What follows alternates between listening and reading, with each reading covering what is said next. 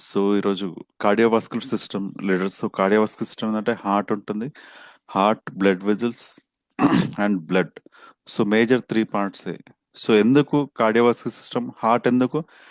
మన ప్రమేయం ఉన్నా మన ప్రమేయం లేకున్నా హార్ట్ ఎప్పుడు పంపింగ్ చేస్తూనే ఉంటుంది. ఎందుకంటే ఒక మోటార్ నడుస్తూనే ఉండాలి. దానికి కారణం ఏంటంటే blood circulation. Circulation correct maintain అవ్వాలి. బీపీ డెఫినేషన్ ఉండదు. The blood pressure exerted by the blood on the walls of the blood vessel is called blood vessel. Blood pressure ఒక్కసారి హైపర్ టెన్షన్ అంటే స్పీడ్ అవ్వడం. సో మనకు ఎందుకు BP పెరుగుతుంది అంటే, example, మన ఇంట్లో ట్యాప్ వాటర్ పెడతాం. ట్యాప్ వాటర్ కి మనం పైప్ పెడతాం కదా. పైప్ పెట్టి మనం ఫ్లోర్ కడగాలన్నా కార్ కడగాలన్నా కొంచెం దాన్ని ప్రెస్ చేస్తాం. ప్రెస్ చేయడం వల్ల ఏమవుతుంది? దానికి ప్రెషర్ పెరుగుతుంది. సో సేమ్ అంతే మన బాడీలో కూడా, హార్ట్ లో ఎక్కడైనా సరే బ్లడ్ వెజల్ రక్తనాళాలు ఉంటాయి. సో ఎక్కడైనా దానికి ఏదైనా అతకపోవడం, కొవ్వు ఎక్కువ పేరుకపోవడం, అంటే అథెరోస్క్లెరోసిస్ అంటాం. ఆ కొవ్వు పేరుకపోవడం కానీ, ఇంకేదైనా బ్లడ్ క్లాట్ అవ్వడం కానీ, అలాంటిది ఏదో ఉన్నప్పుడు ఆ ప్రెషర్ అనేది పెరుగుతుంటుంది. ఆ ప్రెషర్ పెరిగినప్పుడు ఏంటంటే లోపల, ఇప్పుడు నార్మల్గా మన పైపులో ఏంటంటే ఇట్లా పెట్టినప్పుడు ప్రెషర్ పెరిగినప్పుడు లోపల పాకురు ఏమైనా ఉంటే కూడా ఆ పైపుల నుంచి బయటికి వస్తుంది. ఎందుకంటే ఆ వాల్స్ పైన దాని లూమెన్ అంటాం. ఇన్నర్ బాడీ దానిపైన ప్రెషర్ పెరుగుతుంటుంది. సో ప్రెషర్ పెరిగే క్రమం లేదంటే అది రప్చర్ అయ్యే ఛాన్సెస్ ఉంటాయి. సో ఇలాంటి మనం కార్డియోవాస్కులర్ డిసీజ్ మనం డిస్కస్ చేసుకోవచ్చు. సో మేజర్గా హార్ట్ వచ్చేసి ఈ పొజిషన్లో ఉంటుంది. అండ్ ఇక్కడ లంగ్స్ దాని మధ్య ఉంటుంది. సో మన హార్ట్కి లంగ్స్కి ప్రొటెక్షన్ ఉంటుందా అంటే ఉంటుంది. మన రిబ్ కేజ్, మన హస్తి పంజరం అంటాం కదా, రిబ్ కేజ్ బోన్స్ ఉంటాయి, అవి వచ్చి మనకు ప్రొటెక్షన్. సో మేజర్గా ఏంటంటే పార్ట్స్, ఏట్రియం పైన రెండు పార్ట్స్ ఉంటాయి. మొత్తం 4 ఛాంబర్స్ ఉంటాయి హార్ట్కి. ఏట్రియం, ఏట్రియా అంటారు. అండ్ వెంట్రికల్స్ అంటారు. Right atrium, right ventricle. Left atrium, left ventricle. So మీరు ఇవి చూసినట్టయితే ఇక్కడ బ్లూ కలర్ ఉంది కదా. ఈ బ్లూ కలర్ వచ్చేసి కంప్లీట్ డీఆక్సిజనేటెడ్ బ్లడ్. అంటే మన బాడీ నుంచి చెడు రక్తాన్ని తీసుకొస్తుంది. తీసుకొచ్చి ఏం చేస్తుంది అంటే మనకు ఇక్కడ లెఫ్ట్ ఏట్రియం నుంచి లెఫ్ట్ వెంట్రికల్కి వస్తుంది. ఇక్కడ వచ్చిన తర్వాత దీంట్లోకి వెళ్ళి మళ్ళీ ఇక్కడ లంగ్స్కి వెళ్తుంది. లంగ్స్లో ఏమైతే, లంగ్స్ నేను ఎప్పుడు చెప్తూనే ఉంటాను, బ్లడ్ ప్యూరిఫికేషన్ అవుతుంది. మనం కార్బన్ డైఆక్సైడ్ వదిలేస్తాం, ఆక్సిజన్ తీసుకుంటాం. సో మళ్ళీ ఆక్సిజనేటెడ్ బ్లడ్ వచ్చేసి మళ్ళీ ఇక్కడికి రైట్కి వచ్చేస్తుంది. Right ventricle and right atrium, right ventricle. So ఈ రైట్ వెంట్రికల్ నుంచి అయోటా ద్వారా మొత్తం బ్లడ్ అంతా సప్లై అవుతుంది. ఇది నార్మల్ సర్క్యులేషన్. ఈ సర్క్యులేషన్ కరెక్ట్ ఉంటే, చాలా మంది దీంట్లో వాల్స్ కూడా ఉంటాయి. సో వాల్స్ అనేది ఏంటంటే మీరు అబ్జర్వ్ చేయొచ్చు, it allows one one direction. మనం నార్మల్గా కూడా మన పైప్ ఉంటుంది, బోర్లలో పైప్లలో ఇప్పుడు బాయికాడ వాల్స్ ఫిట్ చేస్తుంటారు.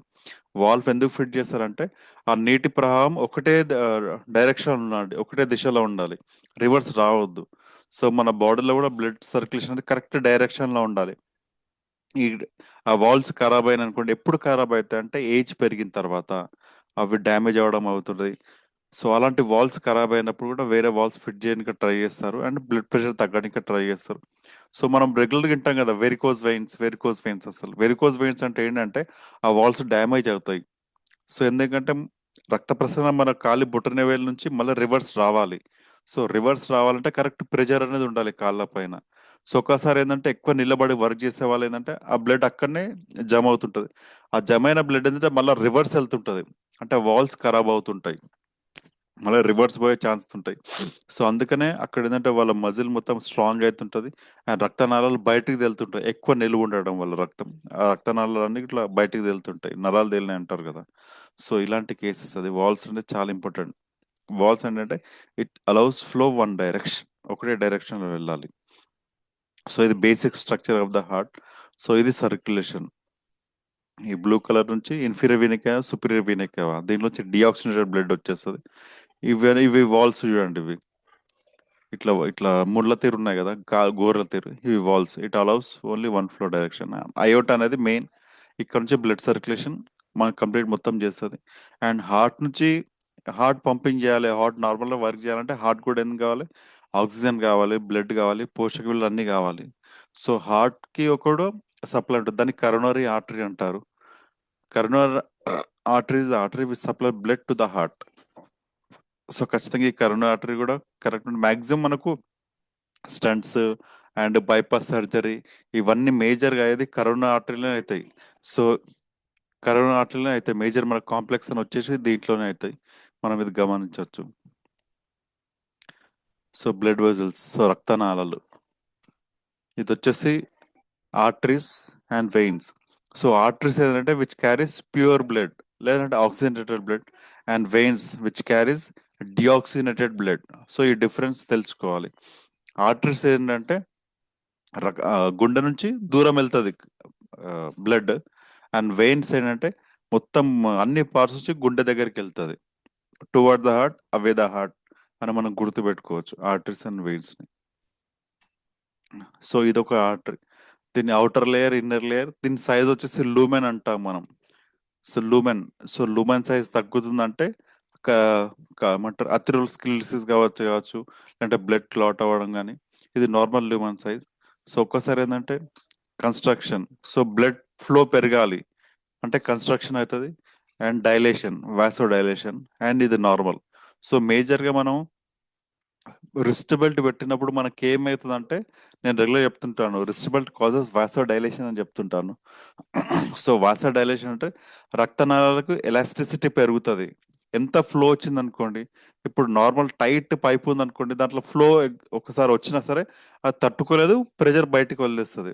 అదే ఎలాస్టిసిటీ కరెక్ట్ ఉందనుకోండి, కొంచెం రబ్బరిష్గా ఎక్కువ ఉంది అనుకోండి, అదేంటంటే ఆ ప్రెషర్ తీసుకుంటుంది అది. ఎంత లోడ్తో వచ్చినా సరే బ్లడ్ని ఆ ప్రెషర్ తీసుకొని మెల్లగా మనకు సప్లై చేస్తుంది. సో సేమ్ అదే మన రక్తనాళాలు కరెక్ట్ ఉండాలంటే సేమ్ మనం బెల్ట్ ధరిస్తే కూడా, రెస్ట్ బెల్ట్ పెట్టినప్పుడు ఏంటంటే ఇట్ కాజెస్ వాసో డైలేషన్. సో రక్త సాంద్రతని కరెక్ట్ మెయింటైన్ చేస్తూ ప్రెషర్ని అండ్ ఫ్లక్చుయేషన్స్ కూడా కంట్రోల్ చేస్తుందని చెప్తాం. దానికి కారణం ఇదే. ఇది చాలా జాగ్రత్తగా గుర్తుపెట్టుకోండి, లీటర్స్ వాసో డైలేషన్ చేస్తుంది మనకి. సో రక్తం ఎక్స్చేంజ్ ఎక్కడ అవుతుంది? సో చిన్న చిన్నగా నేను చెప్పాను veins and arteries. So veins వచ్చేసి impure blood, arteries pure blood అంటాను. సో అన్నిటికీ కనెక్షన్ ఎక్కడ ఉందంటే సెల్స్, సో మైక్రో లెవెల్లో జరుగుతుంది అది. సో మీరు అబ్జర్వ్ ఇక్కడ నుంచి తె- ఎర్ర రక్త కణాలు వచ్చినాయి అంటే దీనికి రెడ్ బ్లడ్స్ వచ్చేసినాయి, ఆక్సిజన్ న్యూట్రిషన్స్ అవన్నీ క్యాపిలరీస్ ద్వారా ఇక్కడంతా సప్లై చేసేస్తుంది సెల్. సో సెల్ కన్నా ఇచ్చేస్తుంది, ఇచ్చేసిన తర్వాత ఏంటంటే కార్బన్ డైఆక్సైడ్ ఇంకా వేస్ట్ మెటీరియల్స్ అవన్నీ కలెక్ట్ చేసుకుని ఇక్కడ రెడ్గా ఉంది, మెల్లమెల్ల ఇక్కడ బ్లూ కలర్ మారుతుంది బ్లడ్ ఫ్లో. టిష్యూ ఫ్లూయిడ్స్ ఇవన్నీ ఉంటాయి, ఇవన్నీ మళ్ళీ కలెక్ట్ చేసుకుని రివర్స్ మళ్ళీ హార్ట్ దగ్గరికి తెస్తుంది. సేమ్ ఇట్లా ఇది మొత్తం వెయిన్ నుంచి ఆర్టరీ. సో మధ్య అనేది ఏంటంటే బ్లడ్ క్యాపిలరీస్ అంటారు మనం. So blood capillaries, vein, venules, blood capillaries, తర్వాత ఆర్టరియోల్స్, ఆర్టరీస్. సో ఇదంతా మన బాడీలో మొత్తం చిచ్చుకపోయి ఉంటుంది బ్లడ్ వెజల్స్. సో అంటాం మన ఏమంటారు బ్లడ్ వెజల్స్ ఆ రక్తనాళాలు అంటే భూమి నుంచి సో చంద్రమండలంకి 3 టైమ్స్ చుట్టవచ్చు, మన భూమి చుట్టూ 3 టైమ్స్ చుట్టవచ్చు, అంత పెద్దగా ఉంటాయి మనవి. అంటే ఇంత సర్క్యులేషన్ సిస్టమ్ అంతా కరెక్ట్ మెయింటైన్ చేస్తుంది. సో సర్క్యులేషన్ అంటే coronary artery. So coronary artery అంటే నేను ఇంతకుముందు చెప్పాను కదా, మన హార్ట్ గుండె కరెక్ట్ పని చేయాలంటే దానికే రక్తం సప్లై చేయాలి. So circulation of coronary artery. So maximum అంటే right coronary artery, left coronary artery, anterior ventricular artery. So మంచి ఏంటంటే ఈ హార్ట్ కరెక్ట్ పని చేయాలంటే మ్యాక్సిమం మనకు క్లాట్స్, డ్యామేజెస్, స్టంట్స్ మొత్తం వేసేది కరోనరీ ఆర్టరీలోనే వేస్తారు స్టంట్స్ అన్ని. దాన్ని స్టంటింగ్ అని అంటారు, లేదంటే యాంజియోప్లాస్టీ. యాంజియోగ్రామ్ ఏంటంటే ఎన్ని బ్లాకేజెస్ ఉన్నో తెలుసుకోనికి యాంజియోగ్రామ్ చేస్తారు. అండ్ దాని పూడే ఏమంటారు ఆ బ్లాకేజ్ ని కనెక్ట్ చేసుకోవడానికి యాంజియోప్లాస్టీ అంటారు. అంటే అక్కడ స్ప్రింగ్ లాంటి పెట్టేస్తారు, స్టంట్ అంటారు దాన్ని. ఒకవేళ రెండు బ్లాకేజ్ ఒకటే దాంట్లో రెండు బ్లాకేజెస్ ఉన్నాయి అనుకో, దాన్ని ఏం చేస్తారంటే మన థై పార్ట్ నుంచి చిన్న రక్తనాళాలు కట్ చేస్తారు, బ్లడ్ వెజల్ తీసేసి డైరెక్ట్ ఏంటంటే బైపాస్ చేసేస్తారు. మన బైపాస్ రోడ్ ఎట్లుంటుంది, విలేజ్ టౌన్ లో కాకుండా డైరెక్ట్ బైపాస్ అంటే అది ఎక్కువ బ్లాకేజ్ ఉండడం వల్ల బైపాస్ చేస్తారు, దాన్ని సిఏబిజి అంటారు, కరోనరీ ఆర్టరీ బైపాస్ గ్రాఫ్టింగ్ అని అంటారు. సో ఈసీజీ కూడా మనకి ఎట్లా తీస్తున్నట్టే మీరు ఎలక్ట్రోగ్రాఫ్, ఈసీజీ, ఎలక్ట్రోకార్డియోగ్రామ్, అంటారు, లేదంటే గ్రాఫ్ వచ్చేసి ఎలక్ట్రోకార్డియోగ్రాఫ్. సో దీంట్లో ఏంటంటే మన ఎలక్ట్రోడ్స్ పెట్టేసి రైట్ లెఫ్ట్ మన చెస్ట్ పైన 4 పెడతారు అండ్ కాల్కి ఫింగర్ మన చేలకు కూడా కనెక్ట్ చేసి తీస్తుంటారు. సో ఈసీజీ తీయడం వల్ల ఏంటంటే ఎలాంటి కాంప్లికేషన్స్ ఉన్నాయి. సో ఫస్ట్ మనకు బేసిక్ టెస్ట్ వచ్చేసి ఈసీజీ. సో ఇది చాలా పెద్ద సబ్జెక్ట్ ఈసీజీ. ఇంకా మనం బేసిక్లో ఉన్నాం, దీని తర్వాత డిస్కస్ చేద్దాం. సో హార్ట్ రేట్ ఎంత ఉండాలంటే 60 to 80 beats per minute ఉండాలి. And stroke volume 70 ml. ఒక్కసారి లబ్ అంటాం కదా, అప్పుడు 70 ml బ్లడ్ని అది చిత్తుతుంది మన హార్ట్. లబ్ అండ్ డబ్ అన్నప్పుడు ఇంకో 70 ml. So heart rate stroke volume మనం ఎంత ఇంటూ చేసుకుంటే 60 to 80 beats వేసుకుంటే అప్రాక్సిమేట్లీ 72 beats ఉంటుంది. ఇది ఇంటూ ఇది చేసినాం అనుకోండి, మనకు 5 to 6 liters per minute మన హార్ట్ పంప్ చేస్తుంది. దీన్ని కార్డియాక్ అవుట్పుట్ అంటారు, సిఓ అంటారు చాలా మంది, cardiac output. So bradycardia, heart తక్కువ కొట్టుకోవడాన్ని బ్రాడికార్డియా అంటారు. టాకికార్డ్ వచ్చేసి హార్ట్ బీట్ ఎక్కువ అవడం, దాన్ని టాకికార్డియా అంటారు. ఇది బేసిక్ టర్మినాలజీ. మనకు చాలా మంది రిపోర్ట్స్ లో ఉంటుంది పేషెంట్ సఫరింగ్ విత్ బ్రాడికార్డియా లేదంటే టాకికార్డియా అంటారు. సో ఇది,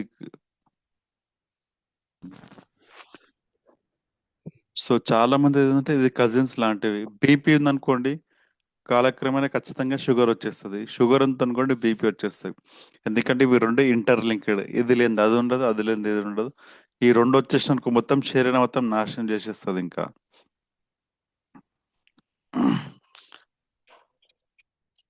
సో డయాబెటీస్ అంటే ఏంటిది? మనం ఫుడ్ తీసుకుంటాం.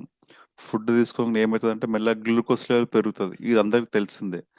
గ్లూకోజ్ లెవెల్ పెరగగానే ఏమవుతుంది, మెల్లమెల్లిగా మనకు తెలుస్తుంటది షుగర్ అంటే బాడీ గ్లూకోజ్ లెవెల్. సో వెంటనే ఏంటంటే మన క్రోమ గ్రంథి, ప్యాంక్రియాస్ అంటారు దీన్ని. సో ప్యాంక్రియాస్ ఏం చేస్తుంది, ఇన్సులిన్ ఉత్పత్తి చేస్తుంది. ఇప్పుడు ఆ ఉన్నదాన్ని ఉన్న షుగర్ని ఎనర్జీ మనం వాడుకోవాలంటే ఖచ్చితంగా ఏంటంటే ఆ ఇన్సులిన్ కావాలి మనకు. ఇన్సులిన్ ఎవరు ఉత్పత్తి చేస్తారంటే క్రోమ గ్రంథి ఉత్పత్తి చేస్తుంది. సో ఇది నార్మల్ ఫినామినా. షుగర్ లెవెల్ పెరగగానే మనకి ఇన్సులిన్ ఉత్పత్తి అవుతుంది, ఆ ఉన్న షుగర్ మొత్తం యూటిలైజ్ చేసుకుంటుంది. సో షుగర్ పేషెంట్ ఎట్లా అంటే వాళ్ళకు సరిపడని ఇన్సులిన్ ఉండదు.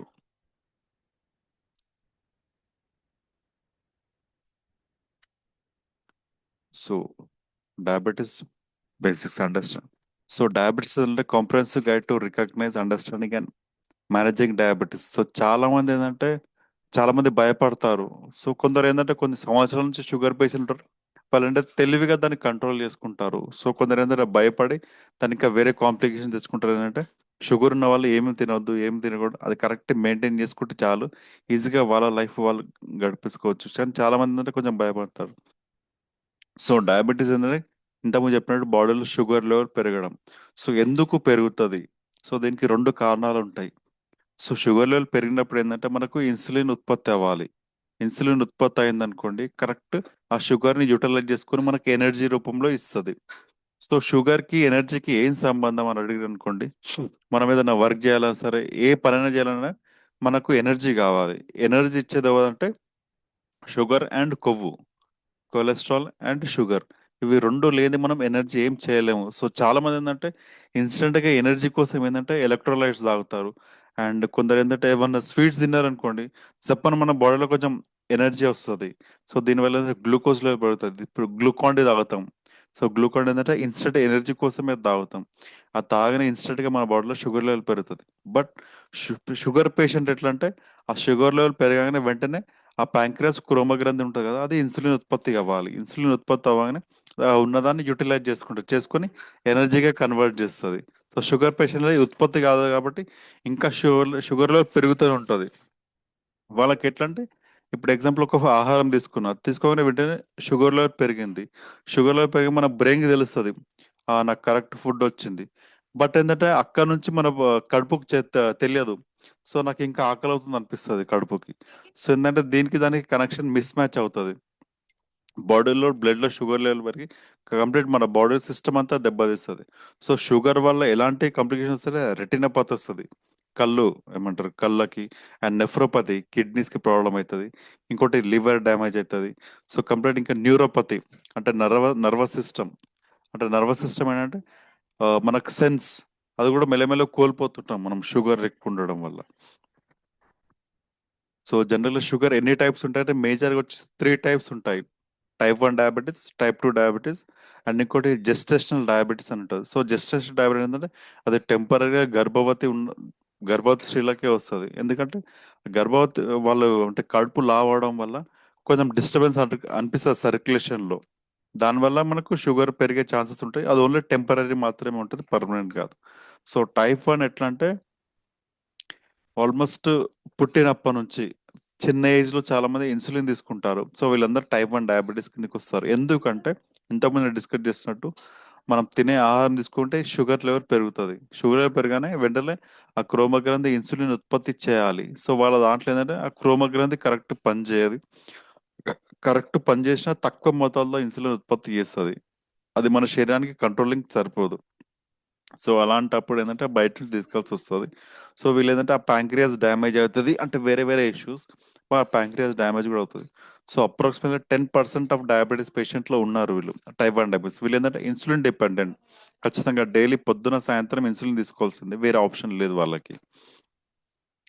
సో టైప్ 2 డయాబెటీస్ వచ్చింది. సో టైప్ 2 డయాబెటీస్ అంటే 90 నుంచి 95% టైప్ 2 డయాబెటీస్ వాళ్ళే ఉంటారు. ఈ టైప్ 2 డయాబెటీస్ ఏంటంటే వాడు బాడీలో షుగర్ లెవెల్ పెరుగుతుంది, ఆ ఇన్సులిన్ తక్కువ ప్రొడ్యూస్ చేస్తుంటుంది. లేదంటే ఎక్కువ ప్రొడ్యూస్ చేసినా అని దానికి అది కరెక్ట్ యూటిలైజ్ చేసుకోదు. నువ్వెవరో నాకు తెలియదు అన్నట్టు బిహేవ్ చేస్తుంటుంది. దాన్ని ఇన్సులిన్ రెసిస్టెన్స్ అంటాము. సో ఇన్సులిన్ రెసిస్టెన్స్ సో జనరల్గా ఏంటంటే రెసిస్టెన్స్ వాడుంటుంది కదా. సో వాట్ ఈస్ రెసిస్టెన్స్ అంటే మన శరీరానికి అలవాటు అయిపోవడం. సో తినగా తినగా చేదు తీయకూడదు అంటారు కదా. సో సో ఏదైనా సరే మనం స్టార్టింగ్ తిన్నాం అనుకోండి, ఒక 1 వీక్ 10 డేస్లో దానికి అలవాటు అయిపోతాం.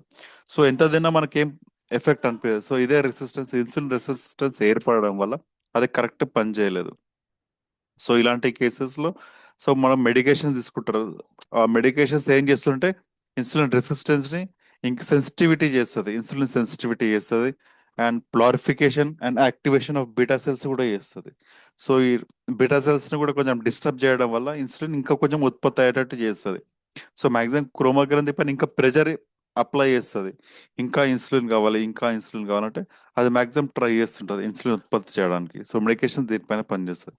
సో టైప్ 1 వచ్చేసి ఇన్సులిన్ డిపెండెంట్, టైప్ 2 వచ్చేసి నాన్ ఇన్సులిన్ డిపెండెంట్. సో ఇదంటే ఇన్సులిన్ రెసిస్టెన్స్ తగ్గిస్తుంటుంది. సో మీరు అబ్జర్వ్ చేసినట్లయితే టైప్ 2 వాళ్ళు మెల్లమెల్లగా మెడికేషన్స్ వేసుకుంటూ వాళ్ళ లైఫ్ స్టైల్ మాడిఫికేషన్ చేసుకోకపోవడం వల్ల, అదే జంక్ ఫుడ్ తింటూ అవే మెడికేషన్స్ వేసుకుంటూ మెల్లమెల్ల వీరు టైప్ 2 నుంచి మెల్లగా టైప్ 1కి మారిపోతారు. ఎందుకంటే మాక్సిమం ఎంతవరకు అని అది ప్రొడ్యూస్ చేయగలదు క్రోమోగ్రంథి ఇన్సులిన్. సో దాన్ని టాబ్లెట్స్ వేసుకొని దాన్ని డిస్టర్బ్ చేస్తూనే ఉంటారు సెన్సిటివిటీ చేయడానికి.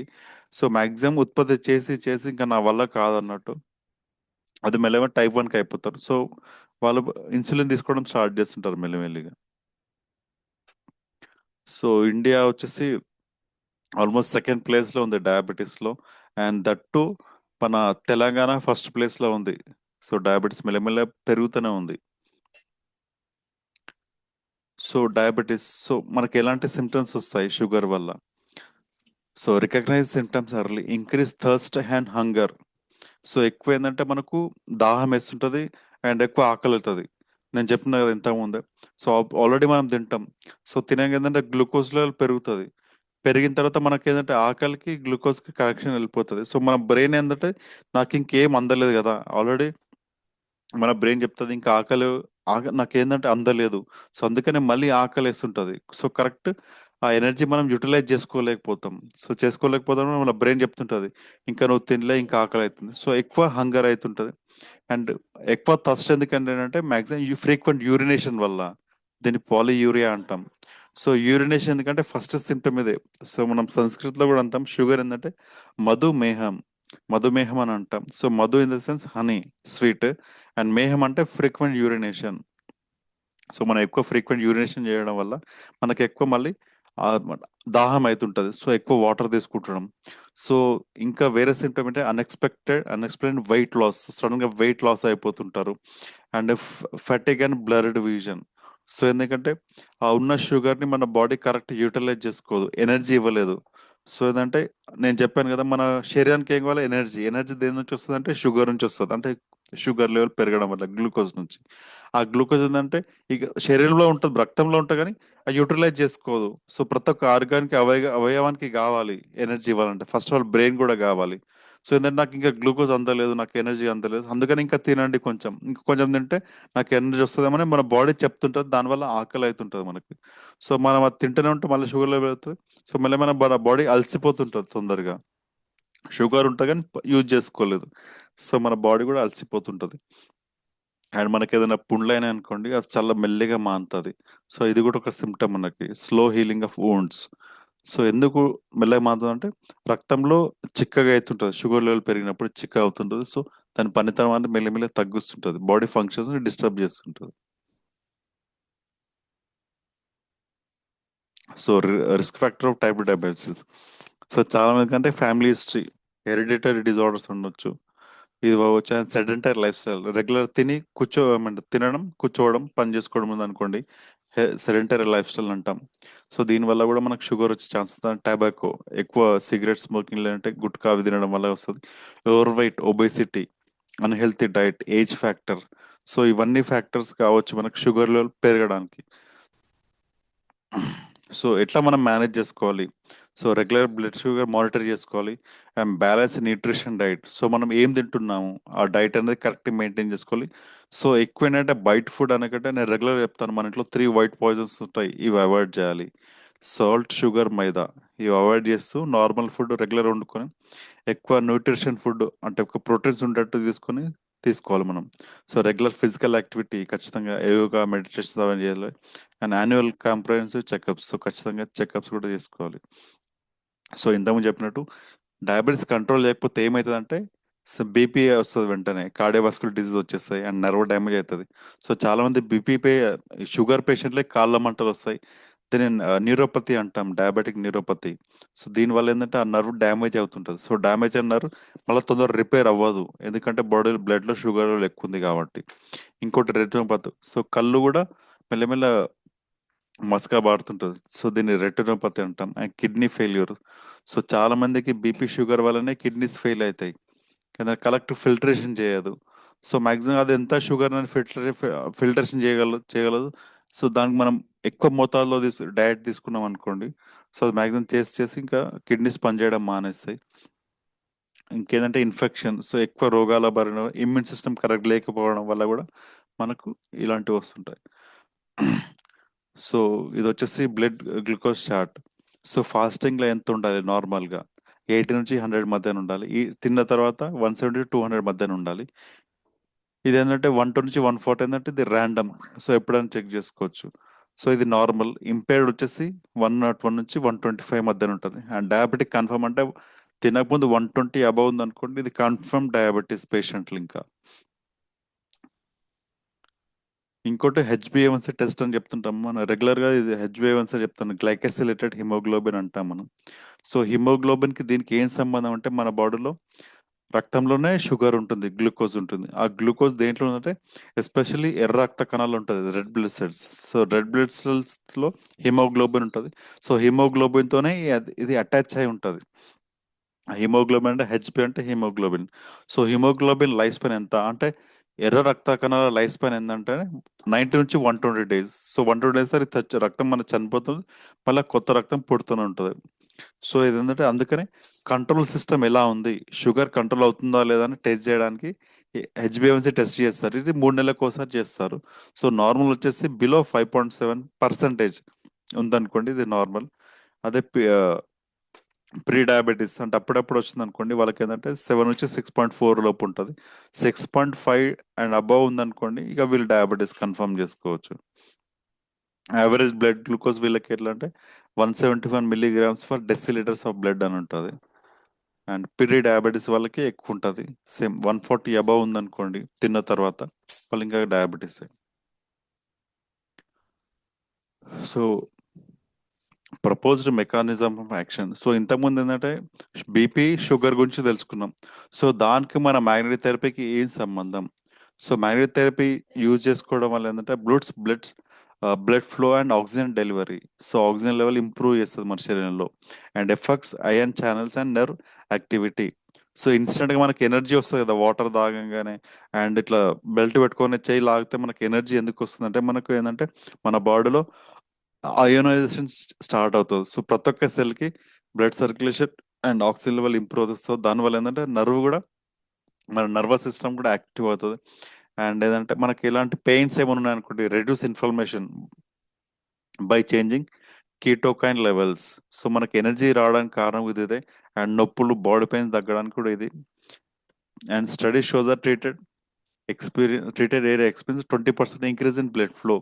సో ఒక్కసారి ఇప్పుడు నార్మల్ పేషెంట్కి అండ్ మనం మ్యాగ్నెటిక్ థెరపీ ఇచ్చిన పేషెంట్కి మనం చెక్ చేస్తే 20% బ్లడ్ ఫ్లో అనేది పెరుగుతుంది. అంటే బ్లడ్ సర్క్యులేషన్ కూడా పెరుగుతుంది. And pain relief link to neutral endorphin release triggered by magnets. So మేము చాలా మంది చెప్తుంటాం, ఒక్కసారి ఏంటంటే మనం మ్యాగ్నెట్ థెరపీ యూజ్ చేయడం వల్ల మంచి బ్లడ్ సర్క్యులేషన్ అవుతుంది. బ్లడ్ సర్క్యులేషన్ ఏంటంటే మంచి నిద్ర వస్తుంది. ఆ నిద్రలో ఎండోర్ఫిన్ అనే ఒకటి కెమికల్ రిలీజ్ అవుతుంది. ఎండోర్ఫిన్ ఏంటంటే ఇట్ వర్క్స్ అయితే న్యాచురల్ పెయిన్ కిల్లర్గా మనకు పనిచేస్తుంది. సో మన బాడీకి ఇన్స్టెంట్గా పెయిన్ తగ్గడం, ఇన్ఫ్లమేషన్ తగ్గడం కారణం ఇది ఎండోర్ఫిన్ అనే కెమికల్. సో ఈ bottom therapy causes vasodilation and reduce blood viscosity. So vasodilation అంటే రక్త సాంద్రతను కరెక్ట్ చేస్తుంది. అండ్ రక్త ప్రెషర్, బీపీ ఫ్లక్చుయేషన్స్ వచ్చినా సరే దాంతో అదే ఎలాస్టిసిటీ పెంచుకొని రక్తనాళాల్లో అదే కంట్రోల్ చేసుకుంటుంది. బ్లడ్ రక్త సాంద్రతను కూడా కరెక్ట్ మెయింటైన్ చేస్తుంది. And it helps free flow of blood through out the body. And it causes cell reservation and prevents further damage of human cell. So cell reservation అంటే cell పునరుత్పత్తి తొందరగా అవుతుంటుంది. మనం ఆక్సిడేటివ్ స్ట్రెస్ వల్ల cell damage అవుతుంటుంది. So magnet therapy వల్ల ఏంటంటే ఆ సెల్ ఈజీగా రిజర్వేషన్ అవుతుంది. And prevent further damage of human cell. So మళ్ళీ డ్యామేజ్ కాకుండా కూడా చూస్తుంది మ్యాగ్నెట్ థెరపీ ఇవ్వడం వల్ల. సో ప్యాంక్రియాస్ ఉంటాయి. అండ్ మన బాడీలో క్రోమగ్రంథి అని చెప్పాను కదా. సో క్రోమగ్రంథి కూడా ఏంటంటే కరెక్ట్ ఇన్సులిన్ ఉత్పత్తి చేయకపోవడం వల్ల, ఎందుకు ఇన్సులిన్ ఉత్పత్తి చేయదంటే బ్లడ్ సర్క్యులేషన్. ఆ బ్లడ్ సర్క్యులేషన్ కరెక్ట్ అయింది అనుకోండి ఆ క్రోమగ్రంథికి, అది కూడా నార్మల్ ఫంక్షన్ చేయడం స్టార్ట్ అవుతుంది. సో కరెక్ట్ మనకు ఇన్సులిన్ ఉత్పత్తి చేయడానికి ఆస్కారం చాలా ఎక్కువ ఉంటుంది. సో దీనివల్లనే మెల్లిమెల్లిగా మనకు షుగర్ లెవెల్ అనేది కంట్రోల్ వస్తుంది. సో మీకు ఇంకో డౌట్ రావచ్చు, సో ఇప్పుడు 1 వీక్ వరకు తినకుండా ఉన్నాను సార్ నేను, నాకు షుగర్ లెవెల్ నార్మల్ ఉంటుంది, కరెక్ట్ వెంటనే పడిపోవాలి కదా. అంతే మన బాడీలో ఎలాంటి మెకానిజం ఉందనుకో, ఒక్కోసారి మనం స్వీట్స్ ఎక్కువ తింటాం, అంటే ఏదైనా జంక్ ఫుడ్ లాంటి, అంటే ఏమైనా గ్లూకోజ్ పెరిగే ఐటమ్స్ ఉంటాయి కదా, షుగర్ పెరిగే ఐటమ్స్ ఎక్కువ తిన్నాం అనుకోండి, మన బాడీ ఏం చేసుకుంటే లివర్లో స్టోర్ చేస్తుంది. లివర్లో గ్లైకోజన్ రూపంలో స్టోర్ చేస్తుంది. ఎప్పుడైతే మన బాడీకి షుగర్ అవసరం ఉందో, మనం 3-4 డేస్ తినలేమో, ఆ మెల్లమెల్ల గ్లైకోజన్ మెల్లమెల్ల రిలీజ్ చేస్తుంటుంది. దాన్ని గ్లైకోజెనోలైసిస్ అంటారు. అదే మనం వాడుకుంటుంది. ఇంకోటి ఏంటంటే బీటా సెల్స్ లో ఆల్ఫా సెల్, అది సారీ క్రోమగ్రంథిలో ప్యాంక్రియాస్ లో ఆల్ఫా అండ్ బీటా సెల్స్ రెండు ఉంటాయి. సో బీటా సెల్సే మనకు ఐలెట్స్ ఆఫ్ లాంగర్ హ్యాండ్స్ లో ఇన్సులిన్ ప్రొడ్యూస్ చేస్తుంది బీటా సెల్స్. అదే ఆల్ఫా సెల్స్ కూడా ఏంటంటే అది కూడా గ్లూకోగాన్ ని సెక్రెట్ చేస్తుంది. ఆ గ్లూకోగాన్ కూడా ఏంటంటే షుగర్ లెవెల్ అన్నట్టు, అది కూడా మన బాడీని రెగ్యులేట్ చేస్తుంటది. ఒక 1 వీక్ తినకపోయినా సరే నార్మల్గా ఉండడానికి కారణం ఏంటంటే సేమ్ ఇదే, మన బాడీ అదే మేనేజ్ చేసుకుంటుంది. సో ఇంకా కూడా కొన్ని ట్రీట్మెంట్స్ ఎలా ఉన్నాయంటే, ఇప్పుడు చాలా మంది షుగర్ లెవెల్ పెరిగింది, సో యూరినేషన్ లో నుంచి తీసేస్తారు కొంచెం. సో మన కిడ్నీస్ కూడా షుగర్ ని రీఅబ్జర్వ్ చేస్తుంది, మన సాల్ట్ ని షుగర్ ని రీఅబ్జర్వ్ చేస్తుంది. సో కొన్ని రీఅబ్జర్వ్ చేయడానికి ఆ యూరినేషన్ లో కూడా తీసేసే మెడిసిన్స్ ఉన్నాయి కొన్ని, అంటే షుగర్ తగ్గించడానికి. అండ్ దాంతోపాటు ఈ లైఫ్ స్పాన్ పెరగాలి. ఇప్పుడు ఏంటంటే మన ప్యాంక్రియాస్ ని ఉంటాయి కదా, క్రోమ గ్రంథి లైఫ్ స్పాన్ కూడా పెరగాలంటే ఇంక్రిటిన్స్ అని ఉంటుంది. ఆ ఇంక్రిటిన్ ట్రీట్మెంట్స్ కూడా చేస్తుంటారు చాలా మంది. మీరు చూసుకోవచ్చు ఇంక్రిటిన్స్, లేదంటే యూరినేషన్ లో ఎక్కువ పోకుండా ఆపడానికి కూడా ట్రై చేస్తుంటారు. So thank you very much leaders for your patient listening on BP and sugar topic.